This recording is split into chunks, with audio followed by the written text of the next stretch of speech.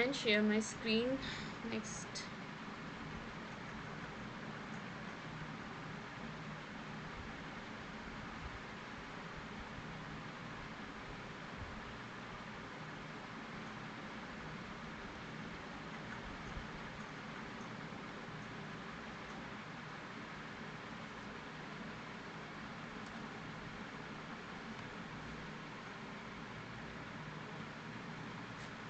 I hope that it is visible to all of you. I can see it in my phone, so I hope it is visible and my voice is audible. So let's start with today's session. Those who cannot join due to the change in the schedule, sudden change in the schedule, they can later watch this video and ask for any doubts if they have any. Okay.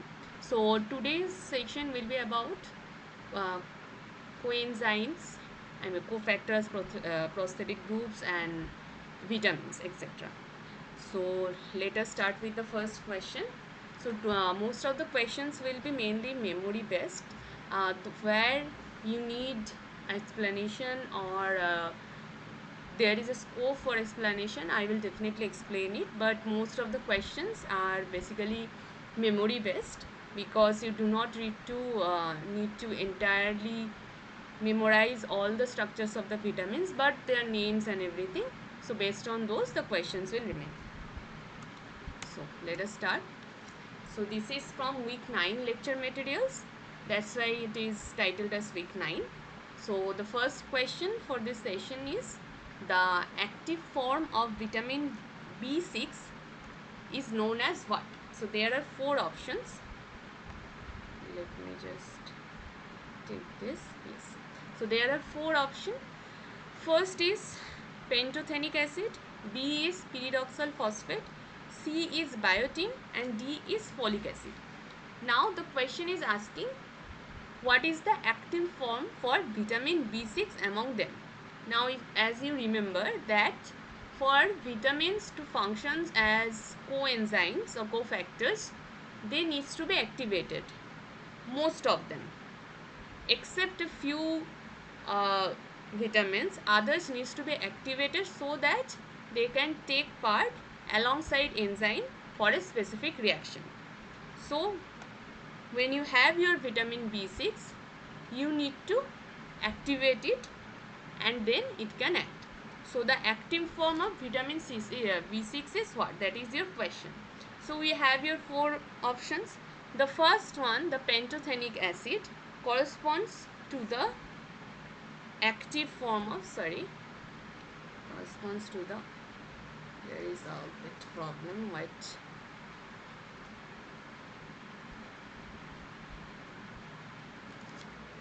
just wait a bit, sorry for that. I think it will work fine. Yes, pantothenic acids is an active form for B5. Next one is option B, pyridoxal phosphate is the active form of vitamin B6. That is the question that we have been asked here. Biotin is the active form for vitamin B7, and folic acid, it is directly activated to folate and then synthesis of different purine bases. It is also, you can call it as B9. So these are the active form of these vitamins. B5 corresponds to pantothenic acid, B6 corresponds to pyridoxal phosphate, B7 to biotin, and B9 to folic acid. Now in the question we have been asked that what is the active form for B6. So we can already see the active form for B6 is pyridoxal phosphate. So the correct answer for this question should have been option number B, pyridoxal phosphate. Okay. Moving to the next one. It asks, this acyl carrier protein plays an important role in the biosynthesis of what? So there are 4 options: carbohydrates, amino acids, sugars, and fatty acids. So it has been asked that acyl carrier protein, where is the important role? Now if you remember the lecture where Professor Dasgupta has said that acyl carrier proteins means what group you are carrying? COCH3. Now, different kind of vitamins, after being activated, they can also transfer these groups to various substrates. Now, if you look at the acyl groups, you will remember that it has 2 carbon.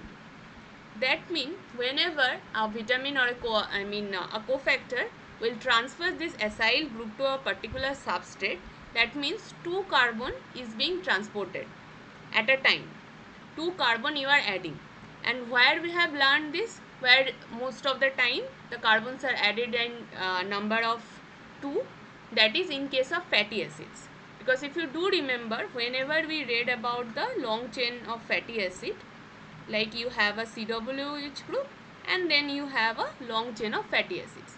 In all those cases, if you do remember, the carbon numbers were like C4, C6, C8, all are multiples of 2. Why so? At that time also, Professor Dasgupta mentioned that because of this acyl carrier proteins, because they transfer 2 carbons atom, a pair of carbon atoms each time, that means whenever that number is going to increase, from 4 it will be 6, 6 to it will be 8, from 2 to it will be 4. So that means you will never get a odd number. Always it will come in a even number way. C2 to C4, C4 to C6, C6 to C8, C8 to C10, like that. Because of this, because of the transfer of 2 carbon atoms per time by these acyl carrier proteins. So, these ACPs plays an important role in the biosynthesis for fatty acid. Both are connected. By answering this question, you will know the role for ACP as well as why in case of fatty acids the carbon chains comes in even number, not in odd number. Okay. Moving to the next question. It states there is a table. In the left hand side you can see the name of the vitamins, and in the right side the short name of these vitamins. So you have their long names and their short names. You have to correlate which vitamin is called what. So in the left hand side we have a thiamine, we have a niacin, we have our pantothenic acid, and we have our riboflavin. Just in the question number 1 we discussed that pantothenic acid is B5. Just in the first question we discussed this. Now what about the others? Then comes, let's start with the first one, thiamine. Thiamine corresponds to, or it is named as B1. All of them are vitamin B. All of them fall under the group of vitamin B, but their subscripts are different, like 1, 2, 3, 5, like that. So thiamine is B1. Niacin is our B3. Pantothenic acid we have just discussed, pantothenic acid is B5, and our riboflavin is B2. So this is very important. You have to remember the names and their corresponding short forms as well. Otherwise you will be confused, because sometimes their long name will be used, sometimes the question might be asked as thiamine, but sometimes instead of name just B1 will be given, vitamin B1. So you do need to remember the names. So now let us match the table. We know thiamine is B1. Where is our B1? This is B1. So A goes to 3. Niacin is B3. Where is vitamin B3? Here is vitamin B3. Pantothenic acid is B5. This goes to 4. And the last is riboflavin. It should goes to 2. So what our options are? A corresponds to 3, B corresponds to 1, C corresponds to 4, and D corresponds to 2. Yes, we have found our answer. The only option that matches with that is option number B. So the correct answer for question number 3 should have been option number B. Okay. Moving to the next question. Now this question asked, a compound A is a mild reducing agent and antioxidant. It is oxidized with the loss of one electron to form a radical cation, followed by loss of second electron. Okay? And it typically reacts with the oxidants of the reactive oxygen species, or this is also known as ROS, such as hydroxyl radical and like that. So ROS are many things. One of the component of ROS is hydroxyl radicals. You have to identify what is A. There is another hint. It is written as A is also generally used to treat and prevent scurvy. So from the last point, actually the answer is already given, because you have all learned about vitamins in like your class 8 to 10 or something. So you all know what vitamins deficiency leads to the disease scurvy. So already the answer is very much prominent. We know the scurvy. It is a disease about the teeth. So that corresponds to vitamin C deficiency. You already know that. The answer is already given, and we all know that vitamin C corresponds to ascorbic acid. But let us also look at the structure, because initially also it has been written like A acts as a mild reducing agent and it forms radical cation followed by extraction of another electron. How does that look? So this is your ascorbic acid. One second.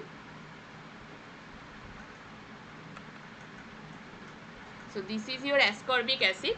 Now it can easily protonate or deprotonate to go to this ascorbate state. Just one H plus has been removed.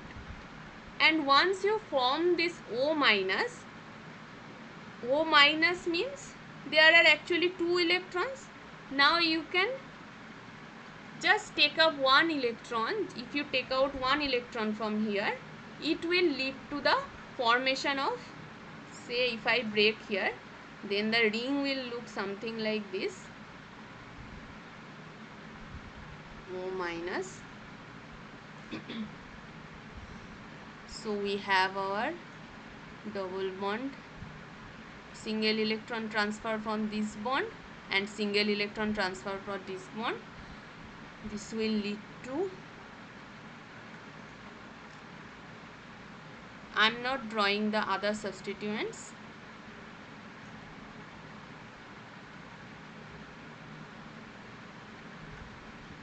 There is just one electron and this OH. So this is the first radical formation that has been stated in the question. That is already clearly shown in this diagram as well. So we do have our radical here, and in the next step you can also take out one electron. Just if you break this bond, you can send one electron here and another electron here. This will lead to, if you send one electron here, that will lead to formation of a double bond here, because there was already existing one electron and you are transferring another electron. So here it will be the formation of double bond, and now you are sending a single electron here. To form a bond here, you need to break this OH bond. When you break this OH bond, again one electron will come here, another electron will go out. So here will be formation of another double bond. So this is the overall mechanism for this, how this works, and because of that it works as a mildly reducing agent as well. Because you can see from OH, two OH groups, you can see now we have two double bond O. So we are actually going from a if it is going to act as a reducing agent, it itself has to gets oxidized. So this ascorbic acid form is a reduced form, and by leaving two hydrogens or by losing two hydrogens, it is getting oxidized to this dehydroascorbic acid, or known as DHA, and those two hydrogen that it loses will be used for reducing some another substrate or elements. Okay.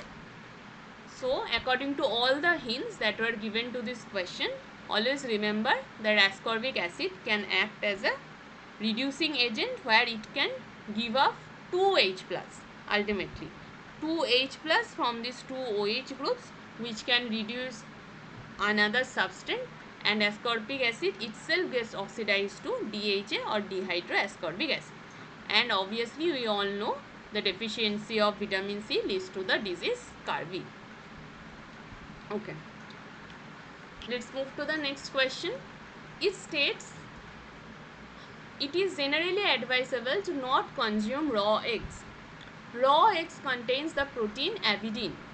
Avidin has a very high affinity for a certain vitamin. The name is not mentioned here.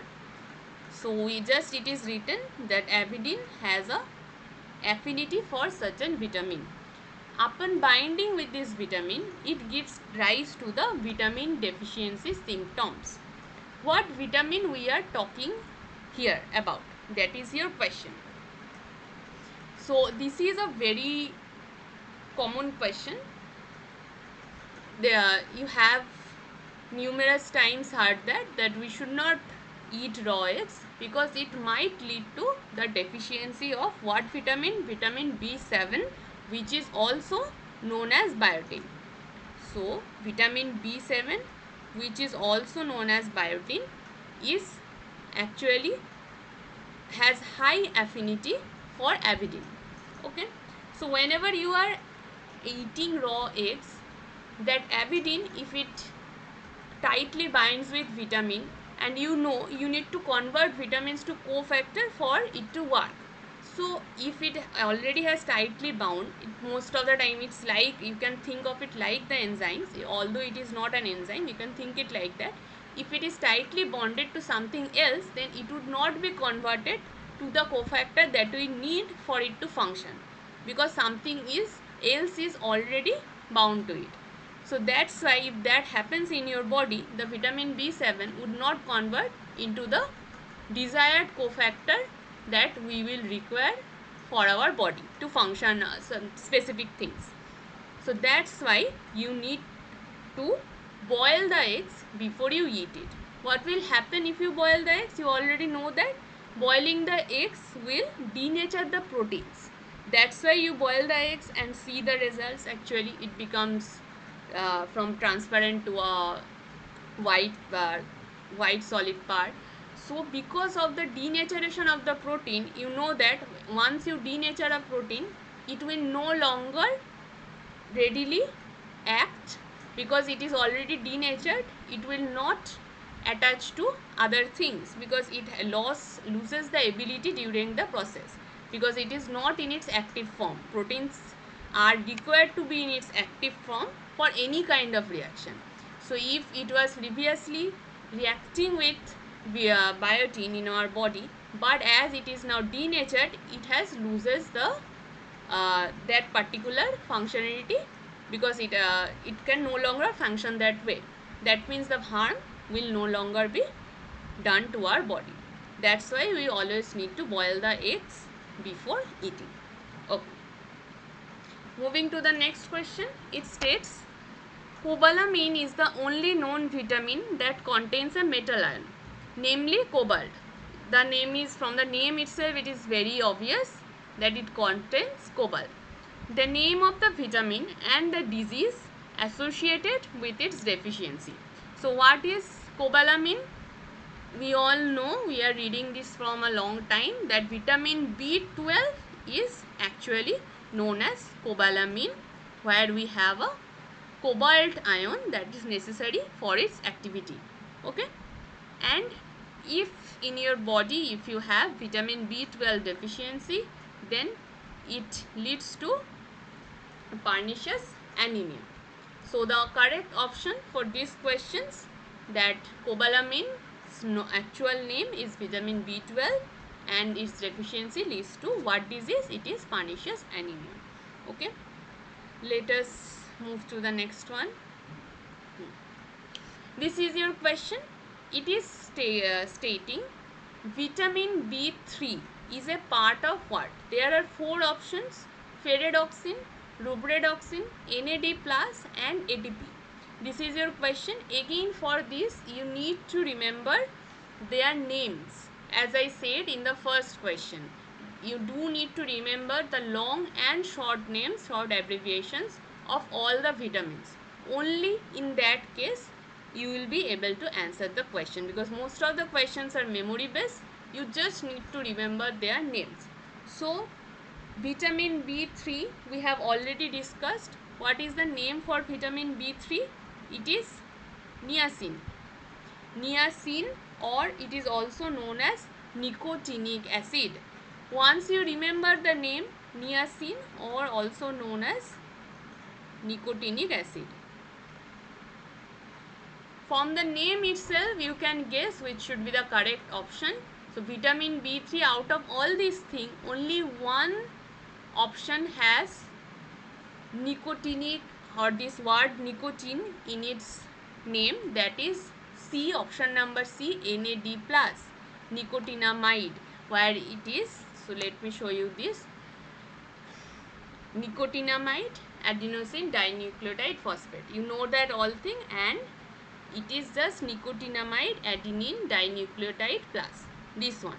So for niacin or nicotinic acid, if you look at the structure for nicotinic acid, it looks something like this.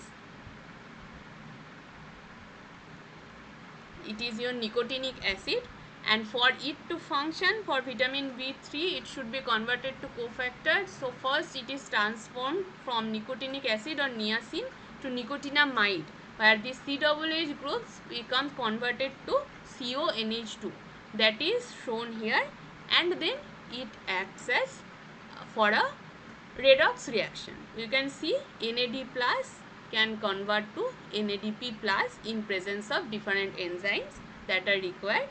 So our vitamin B3 is involved in the reaction, or is a part of NAD plus, nicotinamide adenosine dinucleotide. Okay, why it is dinucleotide? You can already see there are two phosphate groups, that's why it is called dinucleotide. Why nucleotide? Because we have our base, we have our sugar moiety and the phosphate groups as well, that's why it is called that. And nicotinamide adenosine, what? Because we have this adenine base pair here attached with the beta glycosidic bond, that's why it is called nicotinamide adenine dinucleotide. Okay, let us move to the next one. So it says the incorrect statement about vitamin D is. So there are four things, we have to identify the incorrect statement or the false ones. The first one is, its deficiency causes rickets. It does. We know that vitamin D is very necessary for the bone strength. From our very young age, we have been listening to this thing that we need vitamin D for strong bones. So when you do not have sufficient amount of vitamin D, your bones are not very, it gets very thin actually, and breaks very easily, and that leads to the disease rickets. The second option, so our first option is actually a true statement. Vitamin D deficiency does lead to rickets. Next statement is, its activity is affected by UV irradiation. Yes, its activity does depend on the UV irradiation, because if you do remember, in presence of vitamin D, if you give UV, that's lead to the formation of vitamin D3 and vitamin D2, which are otherwise known as argocalciferol and cholecalciferol. Okay, in presence of UV, vitamin D gets transformed to cholecalciferol and argocalciferol. So yes, its activity is affected by UV radiation. So this option is true as well statement. The third statement is, it is not a vitamin but a steroid hormone. Again, this is absolutely true. vitamin D is not a vitamin, exact vitamin. We cannot call it an exact vitamin, but it is known as a steroid hormone because it can be synthesized endogenously. We know in our body we cannot synthesize vitamins. That's why we have to take it from outside source. That's why we need to eat fruits, different vegetables. They are the sources for vitamins in our body because we are not able to synthesize them directly inside us. But vitamin D can be endogenously synthesized by UV exposure of the skin.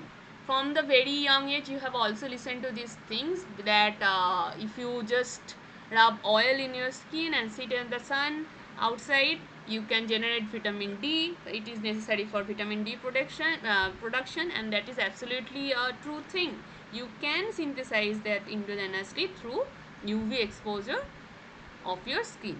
So that's why it is not, we cannot call it exactly a vitamin, it's actually a steroid hormone. So yes, the third option is true as well. Let us look at the fourth option. It is saying that vitamin D is a water soluble vitamin. Now if you do remember the list of the vitamins, vitamin D falls under the lipid soluble vitamins. It is not water soluble. That's why we are asked to rub oil in our skin, not water, right? So vitamin D is a not a water soluble vitamin. It is a lipid soluble vitamin. So the fourth statement where it is stated that it is a water soluble is actually a wrong statement. So this fourth statement is a wrong one. So as we had to identify only the wrong one in case of this, so the only wrong statement out of this four is option number D, or the fourth statement. That should have been the correct answer of question number 8. Okay. Moving to next one. Fine. So it has been asked that there is something called X performs a vital role by transporting acetyl groups from one substrate to another. What it is doing? It is transporting acetyl groups. The key to action is reactive Y bond. You have to identify what bond we are talking about. In its acetyl form, the Y bond is stable enough to survive inside the cell, but it is unstable enough such that Z can readily transfer the acetyl group to another molecule. So you need to identify X, Y and Z. This is the whole thing. The role is stated. Just the name of the things are removed. Now you have to identify X, Y and Z. Now let us look at the very first statement. So it is stating that X is something which transport acetyl groups. So what do we know? If you look at the option for X, we have coenzyme, acetic acid, acetate, coenzyme. So anything that transport acetyl groups or helps the enzymes to transport acetyl groups, that are known as what? Those are actually coenzymes. We just learned that the role of coenzyme is sometimes transferring some groups like methyl or these acetyl groups. So X should be nothing but a coenzyme. So our first thing, that X should be a coenzyme. So these two options are automatically eliminated. Now we can choose between A and D. Let us see the next one. The key of the action is reactive Y bond, which is stable inside the cell but readily transfer the acetyl group. Now for that I need to show you the mechanism. So the thing that we are talking about is nothing but acetyl CoA. So this is the structure of acetyl CoA. Which bond you can see? This particular bond is the reactive one, which is unstable enough for transfer but stable enough to survive for some time inside the cell. So what bond we can call this? This is nothing but a thioester bond. Instead of a sulfur, if we had an oxygen here, then it would have been a ester bond. But the oxygen is now been replaced with a sulfur atom. So it is nothing but a thioester bond. Now let us go back to these options. In the option number D, it is stated as a ester. Is it a ester bond? No, that is not a C double O. I mean, this is not a oxygen here. So that means it is not a ester bond. So this option is again wrong. So Y is thioester. Fine. The last thing is that this particular compound is unstable enough that Z can readily transfer the acetyl group to another molecule.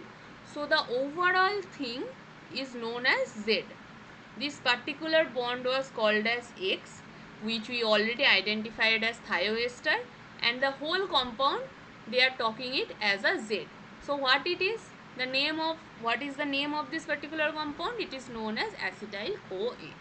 This is the structure of acetyl CoA, which is also a coenzyme. That's why it is able to transfer acetyl groups from one substrate to another, and the reactive part of acetyl CoA is that thioester bond. So our Z is acetyl CoA. So matching with all the things that has been stated within this question, the correct option for this question number 9 should have been option A. Okay. Now let us move to the next one.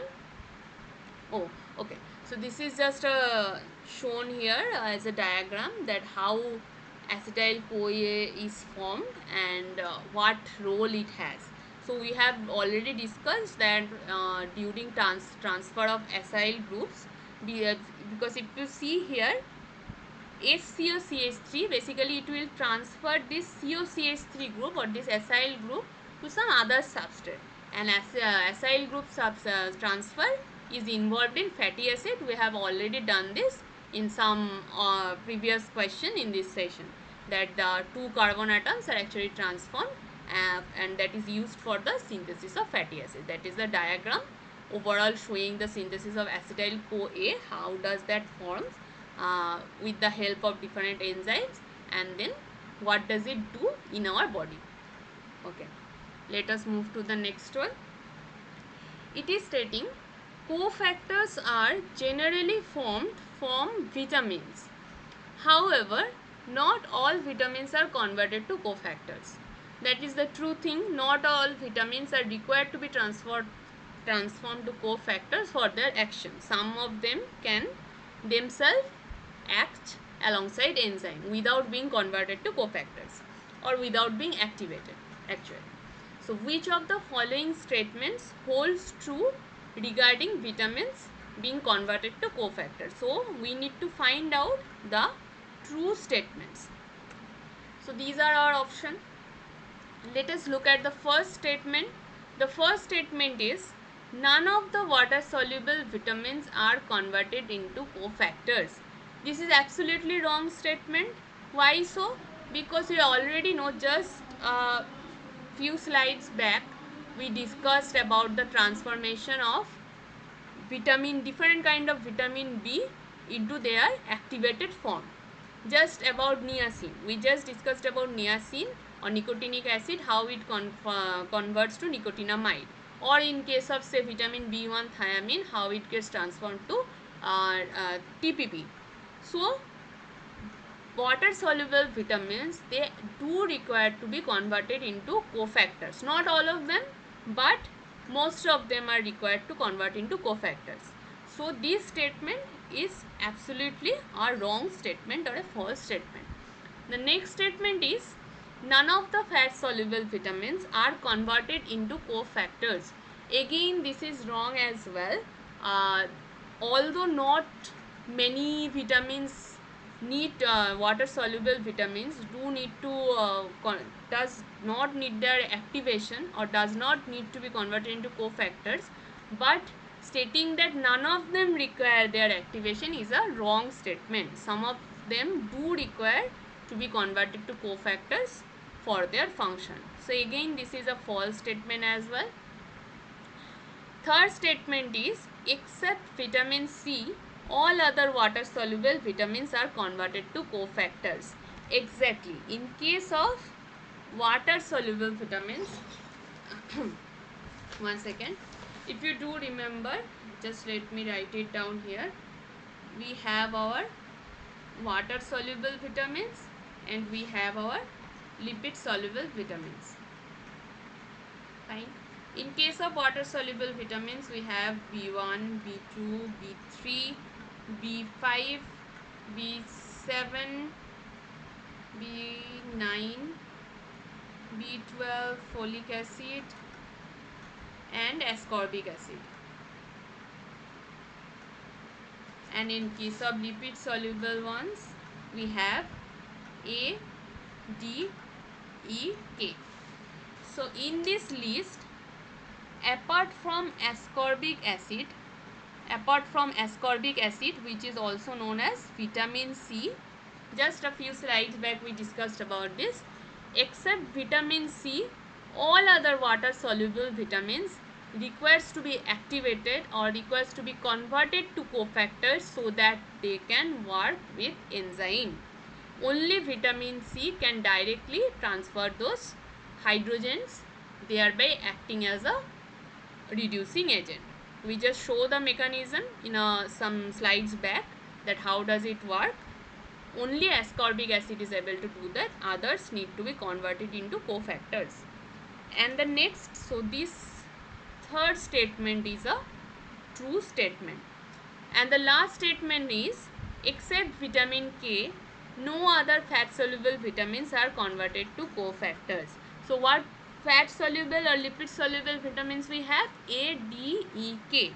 So in case of these vitamins, except this one, except vitamin K, others can actively take part in their own form. They don't need further activation or further formation of cofactors.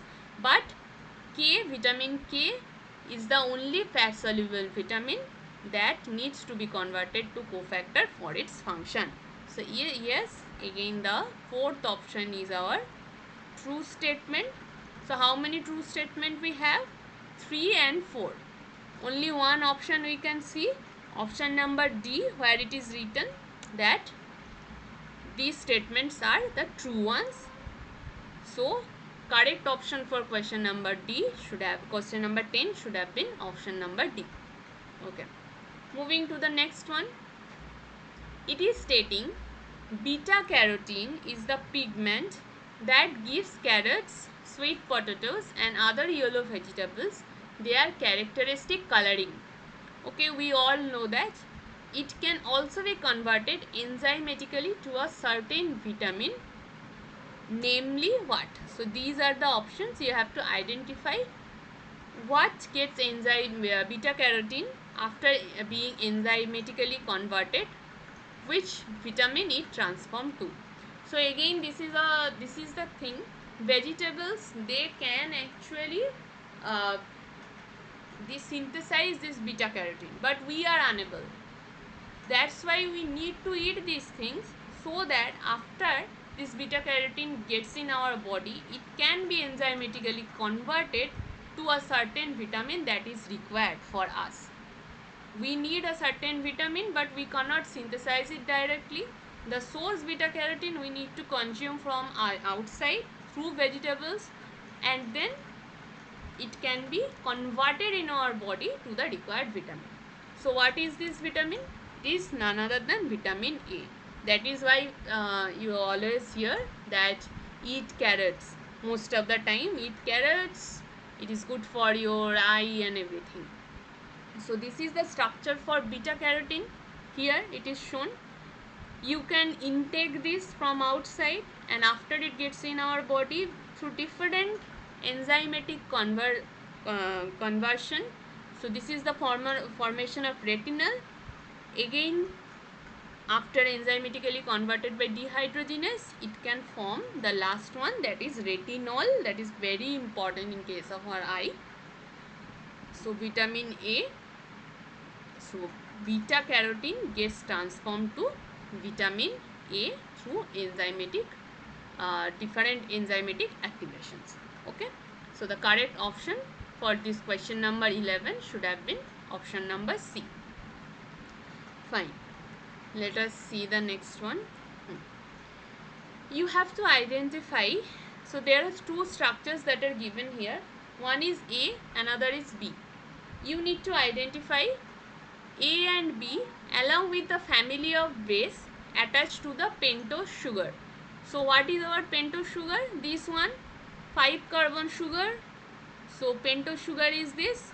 Now you have to identify A and B along with the family of base.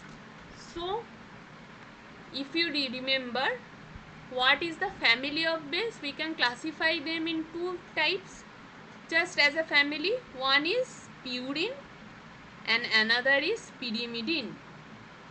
What are they? Purines are the ones where a 5-membered and a 6-membered rings are fused together, and in case of pyrimidines we only have one 6-membered ring. That's why we classify the family of base. Now let us look at the structure of this pentose sugar and identify them. In case of the first one, we can see, so let us first mark them. Just we did similarly in case of previously, like a DNA RNA. So this is your 1 prime, 2 prime, 3 prime, 4 prime, 5 prime. In this case as well, we have our 1 prime, 2 prime, 3 prime, 4 prime, and this one is 5 prime. Now in case of A, we can see that there is no OH group in the 2 prime position. So whenever there is no OH group in the 2 prime position, we call them what? We call them deoxy. That's why we learned, that's what we learned when learning about the structures of DNA and RNA as well. And in case of B, we do have a OH group, so we do not write it as separately at oxy. We just directly use it as a ribonucleoside or an ribonucleotide. If there is no oxygen, we call it deoxy, but if nothing is written in form, then you automatically have to assume that the 2 prime already have a OH group sitting there. So this is the oxy form and A is the deoxy form. So what should be the name of this? Now let us look at the option. So obviously we know A would be something starting with deoxy. So let us see. In option B we have deoxy, and option 4 we have deoxy. So other options are automatically eliminated at the beginning, because we all can see that A is a deoxy structure. There is no OH group at the 2 prime position. So we only need to look for option number B and D for the next thing. So what do we have here? It is a deoxyribonucleotide. Why we are calling it a deoxyribonucleotide? Because if you do remember, whenever we have our base, so this is our base that is attached here, this is our base, this one is our pentose sugar. Whenever we have our base sugar, and what else do we have? We have our phosphate group here. So whenever these three things are together, we call them nucleotide. That's what we discussed in the last class as well. So we have our base sugar and phosphate group, so it will be a nucleotide. So the name for this will be deoxyribonucleotide. You have your ribose sugar, which is deoxy. So your deoxyribonucleotide, as it has all the three things. So yes, it will be a deoxyribonucleotide with a purine base attached, or in the fourth option it is written as pyrimidine base attached. So this is our base in case of A. Whether it is purine or pyrimidine, it is a purine. Why? Because you can already see the basic structural difference. It has a 5 and 6 membered ring fused with each other. That means it is a purine. And if you do remember the structures of purine bases, it is nothing but your adenine. So this particular A should be a deoxyribonucleotide with purine base attached.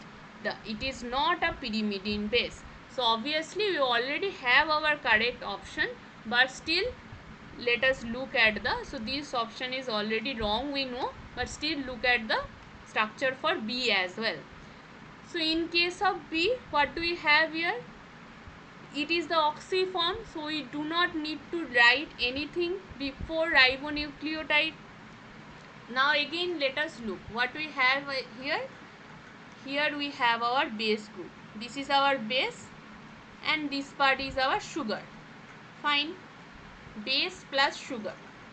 But can you find a phosphate group here? No, there is no phosphate group attached.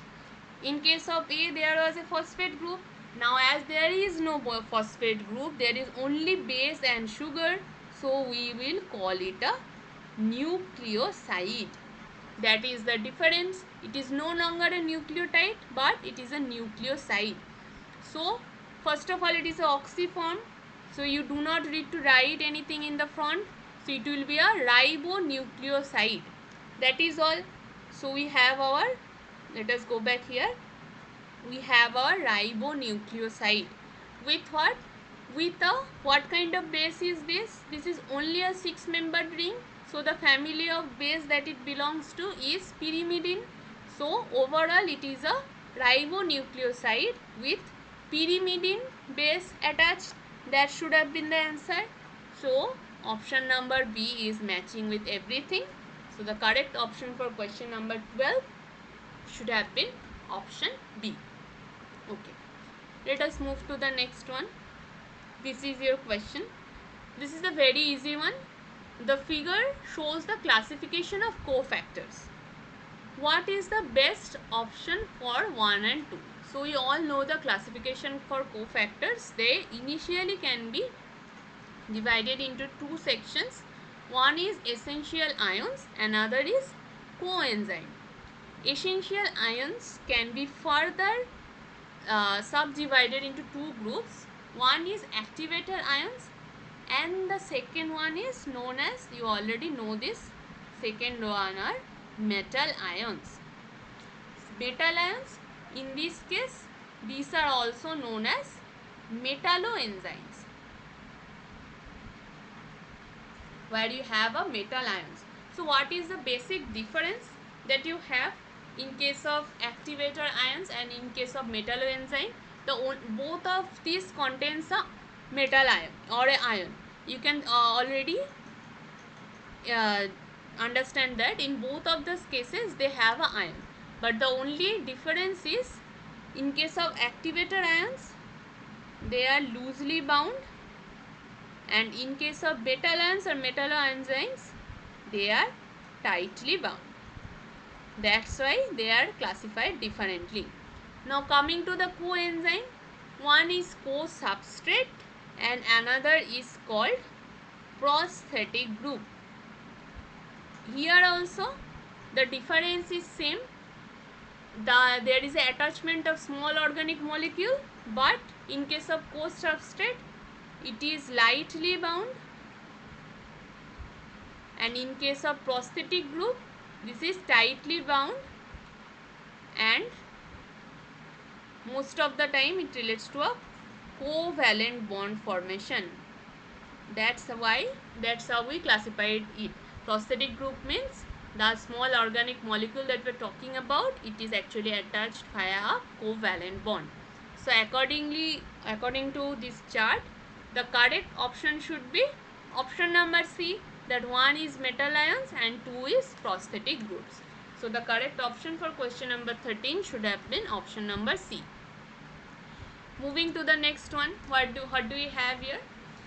In the given figure, A, B and C are possibly what? So everything is written. One second. So this is our A, the first one. It is written as A. After this reaction, something is getting out from the system, that is identified here as B, and this is your C. You need to identify their names. Let us look at that. What do we have it? we have our pentose sugar with a OH group at the 2' position. So this is 1 prime, 2 prime, 3 prime, 4 prime, 5 prime. The R is not given here because there is a base attached. You can just obviously tell there is a base attached. And what we have here, phosphate groups. How many phosphate groups we have? This is the alpha one, this is the beta one, and this is the gamma. That means there are 3 phosphate groups. So what should be this? This is nothing but, if you look at the options, in case of A, only we have two kind of option. One is ATP and one is ADP. So although R is not given here, you can assume that R is nothing but A, or adenosine or adenine actually. So as in case of A we have 3 phosphate groups, so the name of this should be adenosine triphosphate. A is same for all of this option. The only difference lies between TP or DP. Obviously we can see it is triphosphate, not a diphosphate. So it is A is nothing but ATP, adenosine triphosphate. Now coming to the next one, water molecule is coming here. You are getting your energy and some small molecule is leaving the system. What is happening here? If H2O comes, where should it attack? It will attack here, right? One second, yes. It will attack here. So this particular phosphate group will then leave and you will end up with one less phosphate group attached to this molecule. So the group that is leaving here is a phosphate group. We can already understand that we have our phosphate group removed after the reaction. You are getting something like this. So you have your phosphate group removed, and what else do you have? Because here is the breaking, that means after this reaction we are only left with this part. What should be the name of this? You can already see here. Same thing, R is here adenine. This is a pentose sugar with 2' OH group, but instead of 2 phosphate groups, now we only have alpha and beta. That means only 2 phosphate groups remaining. So what should be the name? The name should be ADP. This was adenosine triphosphate, so this is adenosine diphosphate, and the leaving group here is phosphate group. So B is our phosphate group. So all that leads to only one correct option, that is option number A. A is ATP, B is phosphate group, and C is ADP. So the correct option for question number 14 should have been option number A. Moving to the next one. Okay. So the cofactor for the enzyme used in the given scheme is. So the cofactor you have to identify. So this is the overall reaction that is happening. Again same thing, you need to identify these things. The cofactor that is working here is already shown. FAD, which is being converted to FADH2, that is dihydrogenated FAD. You just need to remember what vitamin is converted to form the FAD. That is also very, one second, that is also very obvious from the names. FAD stands for flavin adenyl dinucleotide. So let me write it down. We have our FAD, it is nothing but flavin adenyl dinucleotide. From the name itself you can already guess what should be the correct option. Flavin adenyl dinucleotide. Only one name that is matching among all of them is nothing but Riboflavin. Riboflavin is being activated to FAD for acting as a cofactor by different reaction or through different reaction. Riboflavin would be converted to FAD so that it can act as a cofactor and work alongside this oxidase enzyme. That is its role. Oxidase means it is working alongside some kind of oxidase. Here it is L-amino acid oxidase. Oxidase means it is oxidizing. If you look here at the end product, ultimately you are getting an oxidized product. You can see this additional C double bond group. That means it is getting oxidized. If the substrate is getting oxidized, that means the enzyme or cofactors that are involved, they should be reduced, because ultimately it is a redox reaction. If something is getting oxidized, some other thing needs to get reduced. What will get reduced? This FAD. FAD will get reduced and form this dihydrogenated FAD that is going on here. So the correct option for this question, that the cofactor that is involved in the reaction that is shown here is nothing but riboflavin, which is also known as vitamin B2. So this is the structure that have been showed. Because of the writing you cannot see it properly, so just one second, let me do that. So this was the structure for riboflavin. This is the oxidized form, that is FAD, where you can see after reduction at this position there is a addition of hydrogen at this position and this position. So these are the two positions where two hydrogens will get attached and it will get reduced to FADH2. Okay, fine. Let's move to the next question. Next question states, all water soluble vitamins are converted to cofactors except A. None of the fat soluble vitamins are converted to cofactors except Z.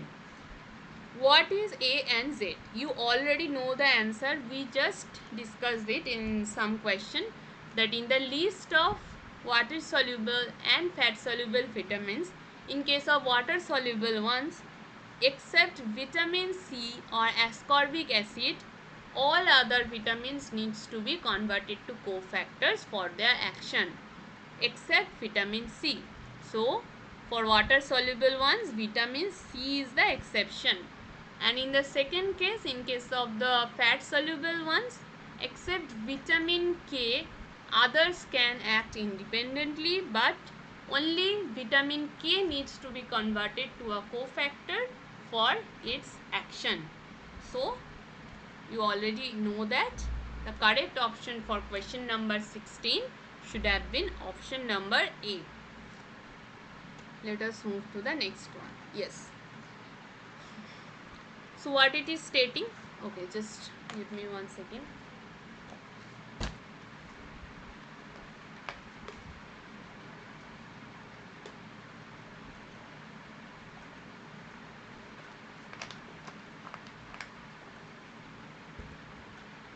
Which of the following, so question number 17 is, which of the following statements about thiamine is or are incorrect? That means we need to identify the false statements. Fine. The first statement is, the active form of thiamine is a carboxylase. So let us look first. 1 second, let me write it down.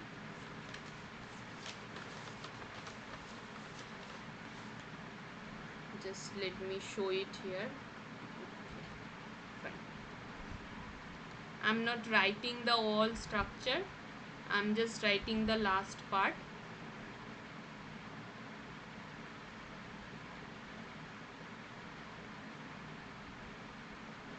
Have your CH3, you have your CH2, CH2OH. I am not writing the overall structure of thiamine, just the part that we require, which gets converted for the formation of cofactor. So you have your CH2CH2OH group in case of thiamine, which in presence of ATP, two phosphate groups from ATP gets transformed here. So the structure becomes, I'm not writing the overall thing. So you had your CH2CH2OH, now it become this. You have your phosphate group, two phosphate groups attached to this hydroxyl group, and as ATP transforms two phosphate groups, so obviously ATP itself will end up as AMP, that is adenosine monophosphate. It has three phosphate group, two has been transferred, so it will itself end up as adenosine monophosphate. Now this particular group is known as TPP or thiamine pyrophosphate. So the active form of thiamine is not a carboxylase, but it is a thiamine pyrophosphate. Phosphate groups need to be transformed for it to be function. So the first statement that is written, the active form is a carboxylase, is a false one. We all can see it is a phosphate group, pyrophosphate or TPP. The next statement is thiamine is involved in the transketolase reaction of the triose phosphate pathway. Yes, absolutely true. Thiamine has two roles or two functions. One of them is transketolase reaction of the triose phosphate pathway, and the next is decarboxylation of pyruvic acids or beta keto acids. This is the sole role of thiamines. So yes, the second option is a true statement. The third option is thiamine is involved in the dehydrogenation of beta keto acids. Just as I have said, the role of thiamine is in decarboxylation. If you do remember the pathway that it works in, ultimately that if you have your COOH group here, you will end up with a removal of, let me write it down here, it will end up of a removal of a CO2. That means it happens decarboxylation from CH3COO minus, it can lead it to formation of a hydrogen, just release of a CO2 molecule. So it is, this particular term dehydrogenation is a wrong term. It is involved in decarboxylation of pyruvic acids or beta keto acids. So the third option is again the false statement. And the last statement is magnesium deficiency has been shown to alleviate thiamine efficiency. So why do you require this magnesium? For thiamine to get absorbed in our GI system or gastric intestinal system, you need to have some magnesium ions for its proper absorption. But its deficiency has nothing to do with magnesium ions. For it to get absorbed in our GI tract, it needs magnesium ion, but its deficiency is not related to thiamine deficiency. If thiamine is deficient, obviously it will not get absorbed well, but that does not mean that because of magnesium deficiency it is happening. That is not true. So the fourth option is false as well. So we have identified our incorrect statement 1, 3 and 4. These are our incorrect statement. So the correct option that matches with it is option number D. Sorry, option number D. Option number D is 2. Very sorry. Option number C. Statement number 1, 3 and 4 are false statement that matches with option number C. Fine. Let us go to the next one. So this one states the vitamin riboflavin. We already just discussed in KGP about FADs. So the vitamin riboflavin, which occurs as a yellow pigment in egg yolk and milk. the very light color. If you see the milk's color, basically most of the time in case of buffalo, most of the time more than cows, if you see the raw milk coming out from buffaloes, that has this yellow coloration, which is usually sometimes considered good, because that means it has high contents of riboflavin. Also the pigment that is you can see in case of egg yolks, that is because of the yellow coloration of riboflavin. Okay, so this is your option. It states the yellow color that we are talking about in case of riboflavin gets deeper in color or colorless in presence of what? That is you need to identify. So let me just show you. This is the oxidized form for riboflavin. Okay, so there is a missing of oxygen here and here. Okay, fine. So this is the structure of riboflavin. This is the oxidized form, which is yellow in color. Now in presence of, if you put it with zinc in acid, zinc is acid means you are actually evolving hydrogen gas. You all know that in presence of acid, what will zinc do? Produce hydrogen gas. That hydrogen gas that means you are providing H plus in your system. In presence of acid, you are providing H plus in your system. That H plus will reduce this riboflavin molecule, and once it gets reduced, it becomes colorless. You can see after reduction at this position here and at this position, the hydrogen molecules gets attached, and this form is absolutely colorless. And if you reoxidize, so here the process is happening reduction, because zinc in acid means you are actually reducing this. So due to reduction, you are getting the colorless form, and if you manage to oxidize it again, then it will again go back to its original yellow coloration. So the correct option for this was colorless on reduction with zinc in acid and regain its color on reoxidation. So you just need to remember the oxidized form is yellow and the reduced form is colorless. That is all you need to remember. So this thing, let me write it down here again. So we have our oxidized form, that is yellow. We have our reduced form, that is colorless. And to transform this, we can use zinc in acid.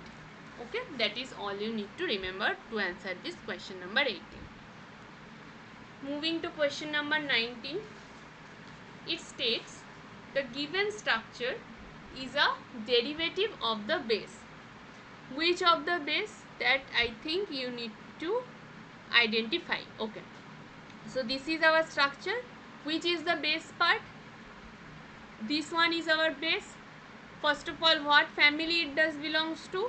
We have a 5-membered and a 6-membered ring fused. That means it is a pyrimidine base. And if you have to specifically identify its structure, it is nothing but your adenine. You have in the previous class as well, I told you that you will all be required to remember the structure of the these purines and pyrimidine bases.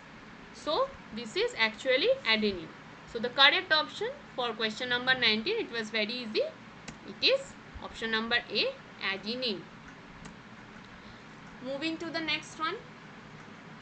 So this is your structure. You need to identify the labels as A, B, C respectively. So these are you need to identify. So what do we have here? A is the overall thing. B is just this particular bond. And C is this part without the phosphate group. I have discussed this multiple times, so I know that you all will be able to answer the correct option for this. Choose the correct option for this. Still, so this is our base. So we have our base we have our pentose sugar, we have our sugar moiety, and we have our phosphate group. So B plus is plus P. So in case of A, the entire thing is included. The base, the sugar and the phosphate group all are included. That means it is a nucleotide. We just discussed it. In case of C, what we are removing? We are just removing this phosphate group. So whenever you remove the phosphate group, that becomes your nucleoside. We already have our options here. Let us see. We have at A a nucleotide, and at C we have our nucleoside. Means A is nucleotide and C is nucleoside. What was our B? B was this particular bond. What is this bond called? The bond between this pentose sugar with the bases is called the glycosidic bonds. In glycosidic bonds, because you have your nitrogen atom, the direct attachment with the base is through a nitrogen atom. That's why it is called the N-glycosidic bond, and beta because both the base and the phosphate groups are at the same side. That's why it is called the beta N-glycosidic bond. So the correct option for this question number 20 should have been option number A. Fine. Moving to the next one. This question states the given structure belongs to a certain family of molecules. Which of the bases stated below is not expected to be a part of the said family of molecules? First, let us see what is the family of this molecule. What is the whole name? Overall, I already know this is a, if this is your 1 prime, this is 2 prime, this is 3 prime, this is 4 prime, this is 5 prime. In 2 prime we do not have any OH group. That means it is a deoxyribose sugar. So we can write it down. It is a deoxyribo, and we have our base, sugar and phosphate group all three together. So it will be a deoxyribonucleotide. That is, you know already, deoxyribonucleotide. So where do you get this deoxyribonucleotide? In case of DNA, you also know that deoxyribonucleotide means we are talking about our DNA. Now you need to identify, in case of DNA, we already know the family of the molecule that we are talking about. Now you need to identify that what bases are included. Now in this particular case, one base is shown, that is our adenine, but other bases can also stay here. In case of DNA, you need to identify that what are the bases that are involved in case of DNA. We have our adenine A, we have that. We have our guanine, absolutely, we have G. Do we have uracil in case of DNA? No, we do not have uracil. Uracil exists for RNA, but we are talking about the deoxy form. That was the catch of this question, because if you do not see that the 2 prime is deoxy, you will also you can also include uracil as a base. If it was RNA, then the bases that are involved in RNA are different than in case of DNA. That's why understanding the structure was very crucial. So we do not have uracil in our DNA. So this will not be included. Next is cytosine, that is C. Obviously C is included in our DNAs. Next is thiamine, that is T. Yes, absolutely, we have these 4 bases A, G, T and C in case of DNA. Last is last one is thiamine. This is not a base. We already know thiamine, that is our vitamin B1, that is a cofactor or coenzyme, we can say. If I just write, that is nothing but a cofactor. I mean, it will need to be converted to a cofactor, but it is a vitamin, it is not a base. So the bases that are involved are adenine, guanine, cytosine and thymine, AGTC in case of deoxyribonucleotide. So these were our option. So in the question it was asked, among that which is not expected to be a part of the said family of bases. So AGTC were a part of this DNA structures. Those were not included was uracil and thiamine. So uracil was 3 and thiamine was 6. So the correct option should be this one, option number A. Question number 21, the correct option should have been option number A. 3 and 6, that is uracil and thiamine, are not part of this family deoxyribonucleotide. Okay. Moving to the next question.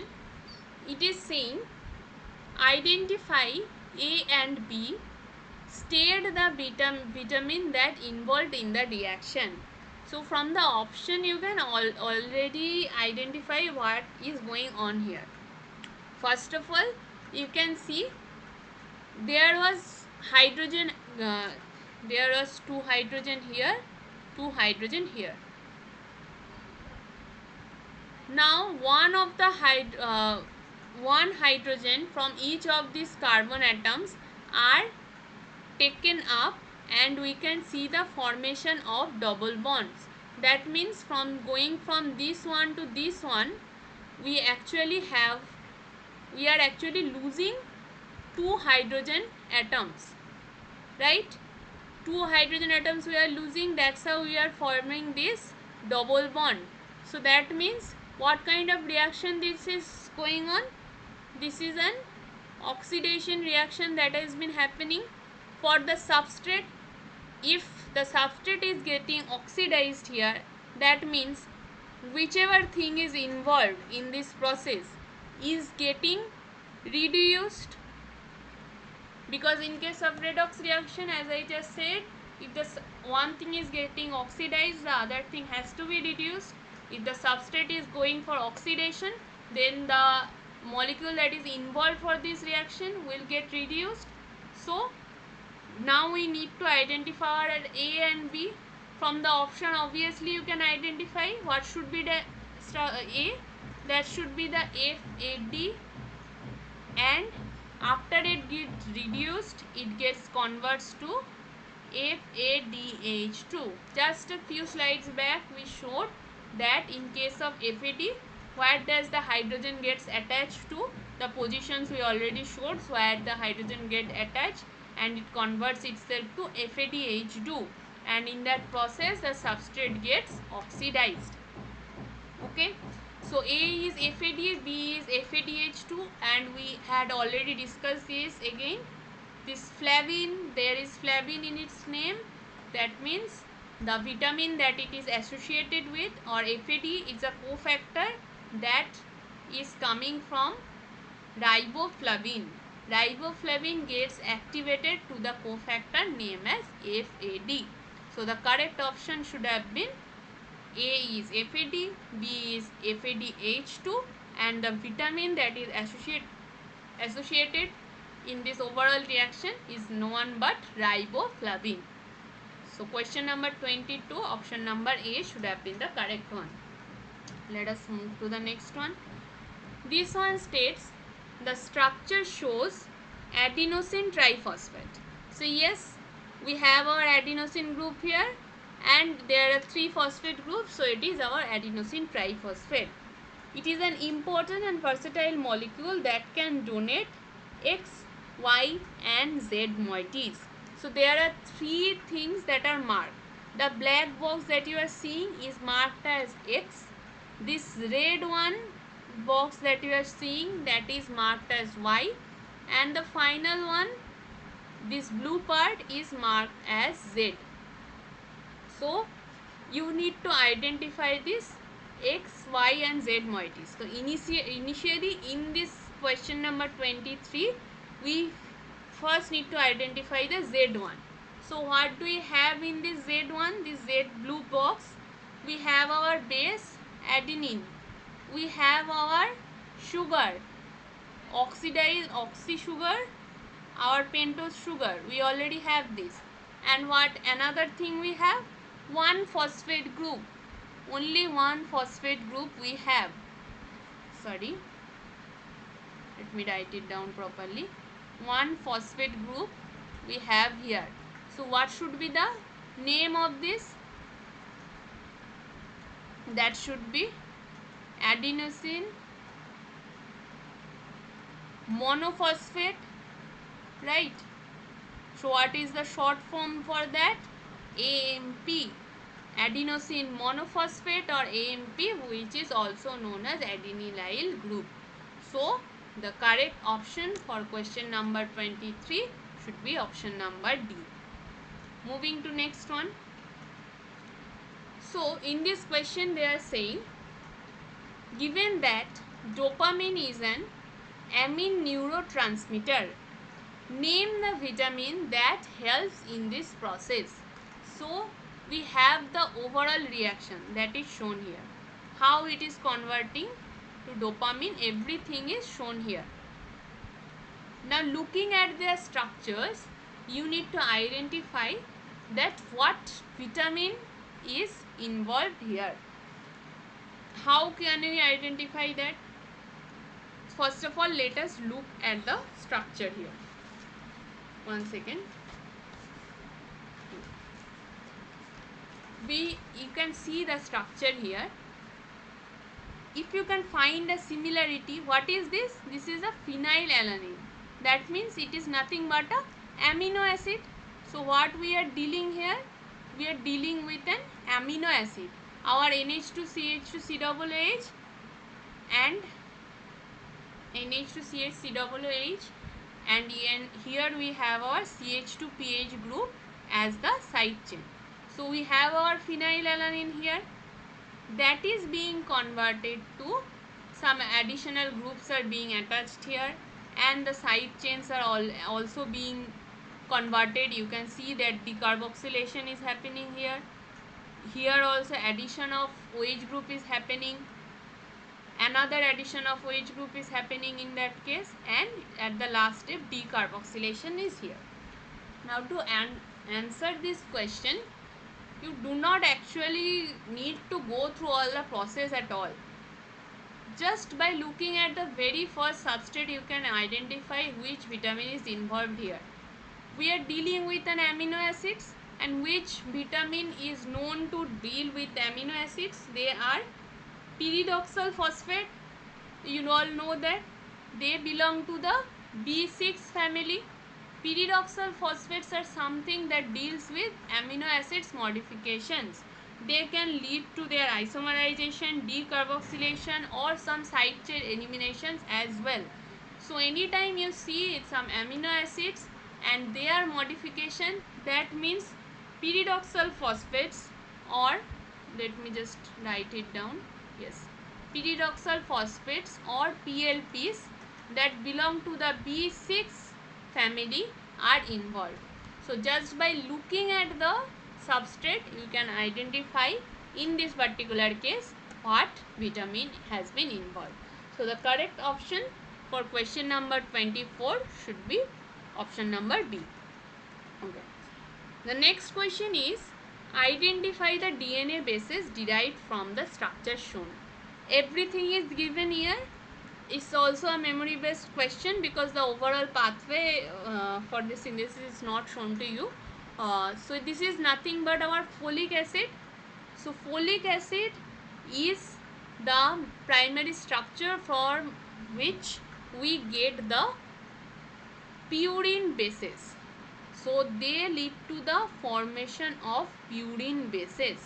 So there is a whole big process or biosynthetic process that is been involved in this for the transfer of folic acid to different purine bases. Purine bases means we have our adenine and guanine.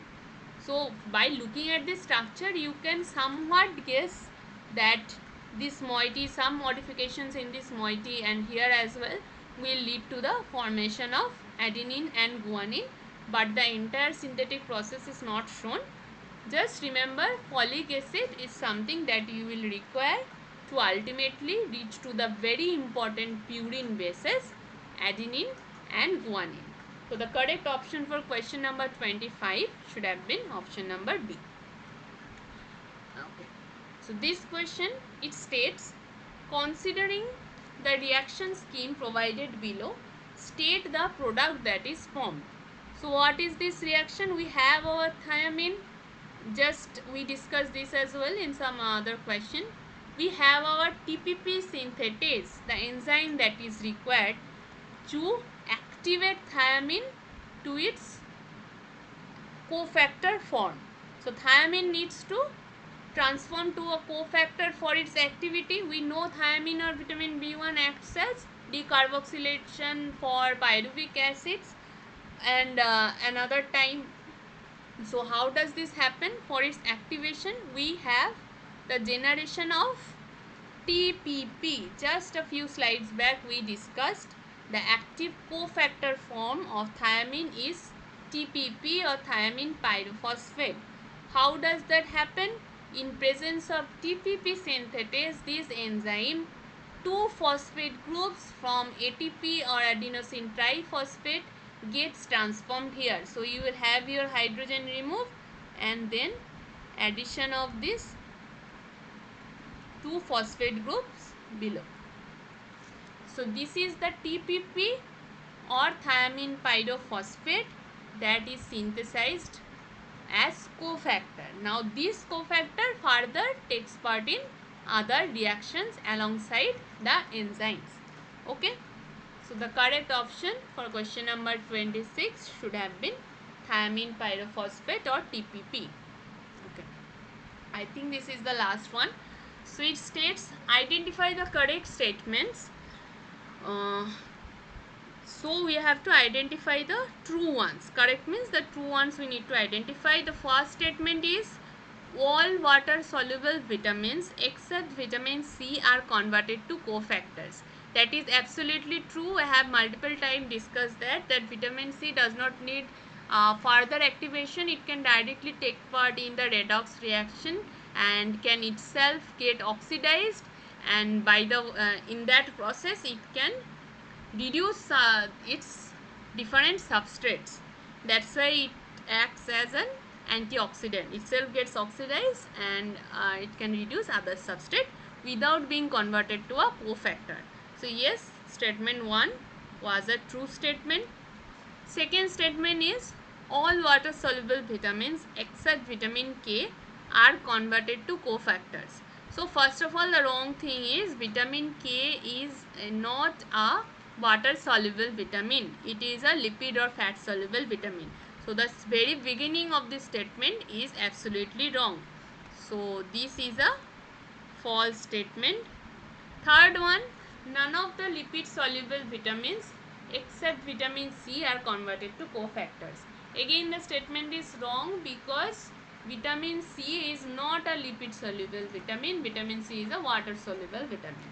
So again third statement is a false one, and the fourth one is, none of the lipid soluble vitamins except vitamin K are converted to cofactors. Yes, lipid soluble, among the lipid soluble vitamins, that A, D, E, K, only vitamin K needs to be activated to cofactor for its function. Others are not converted to cofactors. So yes, the fourth one was again a true statement. So let us look at the option. The true statements were 1 and 4. So the correct option should have been option number C. Okay, I think this was the last question. Yes. So we will end this session here, and in the next class we will discuss about the week 10 lecture session materials, and I will try to cover some of the week 11 as well, and additionally we will have another extra class as far as I remember. So that will be informed to you. I have chosen the class at 16th of April as far as I remember. So yes, the team, NPTEL team will notify all of you about that as well. So okay, in case of any doubt you can send me emails. Let us stop the recording.